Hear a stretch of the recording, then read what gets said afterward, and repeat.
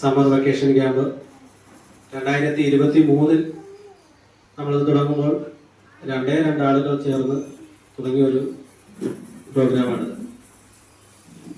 അന്ന് അവർക്കത് ഭംഗിയായിട്ട് ചെയ്യാൻ സാധിച്ചു. അതിനുശേഷം 2024-ലും 2025-ലും നമുക്കത് നല്ല മികച്ച രീതിയിൽ തന്നെ ചെയ്യാൻ സാധിച്ചു. കുട്ടികളുടെ പങ്കാളിത്തവും അതേപോലെ തന്നെ രക്ഷകർത്താക്കളുടെയും മറ്റ് തിരുവപ്പൻ അമ്മൂമ്മ നീതി പരിപാലന സൊസൈറ്റിയിലെ മറ്റ് കമ്മിറ്റി അംഗങ്ങളുടെയും ഉണ്ട്. നമുക്ക് കുറെ കുട്ടികൾ എത്തിച്ചേരാനുണ്ട്. കഴിഞ്ഞ കാലങ്ങളിൽ പങ്കെടുത്ത കുറെ കുട്ടികളുണ്ട്. ഇന്ന് ചില സാങ്കേതിക കാരണങ്ങളാൽ പലരും വിളിച്ചറിയിച്ചു ഇന്ന് എത്താൻ പറ്റാത്ത സാഹചര്യമുണ്ട്.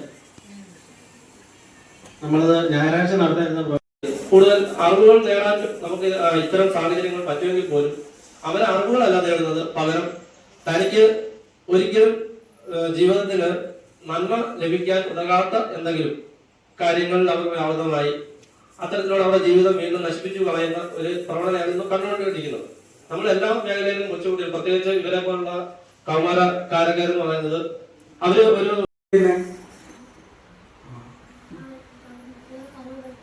സ്ഥലമൊന്നും ആരും കൈക്കലാക്കിയില്ല.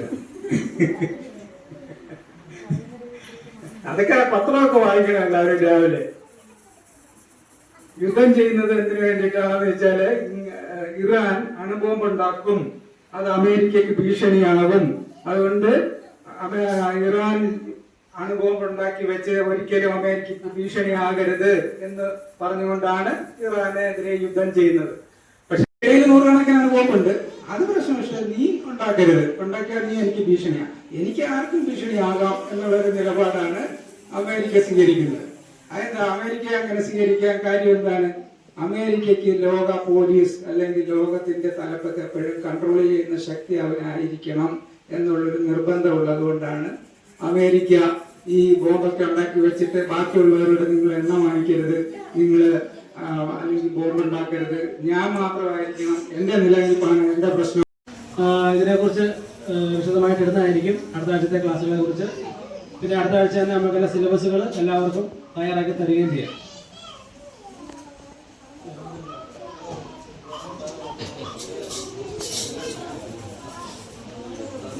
നിങ്ങൾക്ക് കൂടുതലായിട്ട് എന്തെങ്കിലും